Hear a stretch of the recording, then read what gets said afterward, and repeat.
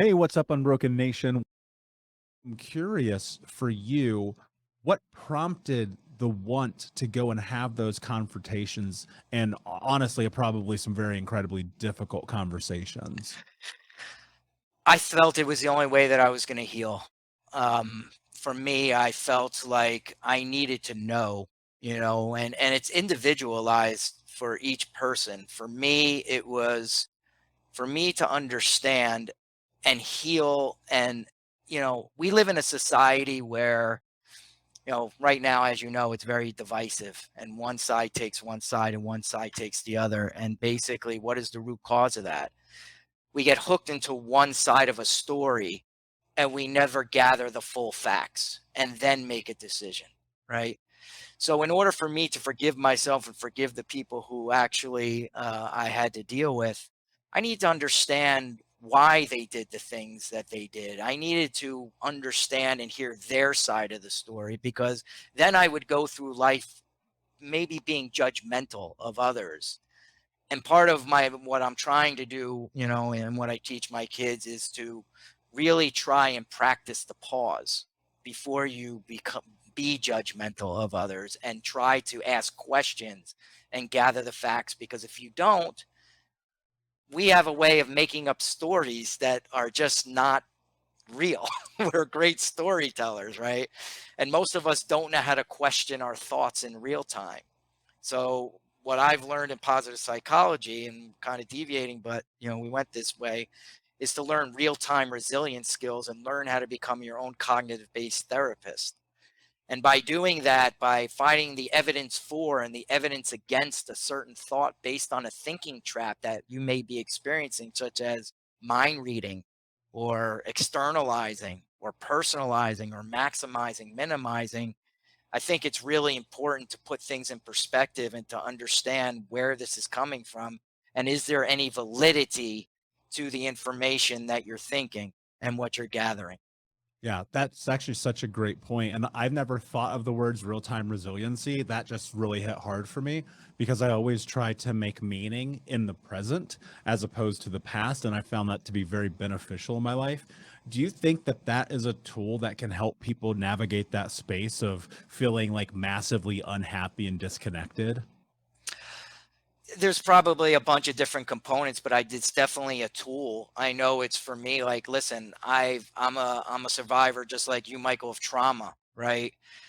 I have days where I have, I'm tired, I'm hungry, I don't feel well, and something could trigger something that has affected something from a trauma thing, because that neuro pathway is still there, right? But real-time resilience skills is a tool, and it could definitely help. If you have as many tools as you possibly can in your tool chest to help keep you sane and not spiral down the rabbit hole. Like, I like to use the term staying north of neutral, right?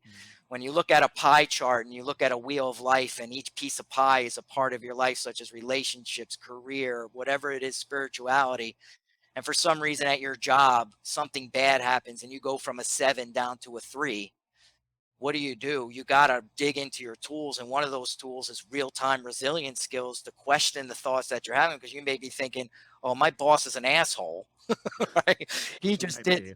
Yeah, right, it may be, but he just did this to me. But then instead you got to think, well, maybe this person's having a bad day. Like, why did this happen? X, Y, and Z. Like get fact-based data, evidence for, evidence against. It's like you're taking your brain to court, right? And you have to use like real-time resilience skills to say, hmm, what's really happening here? You Yeah, know? I love that, Dan. So I say this to myself all the time. I do not trust my brain.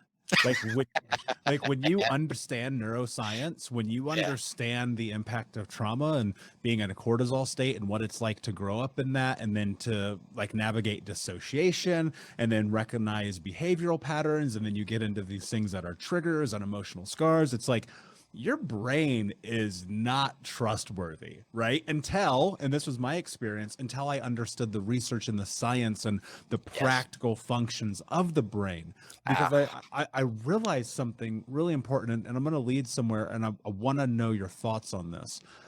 For a long time, I felt like every time I listen to my brain, I get in trouble. right?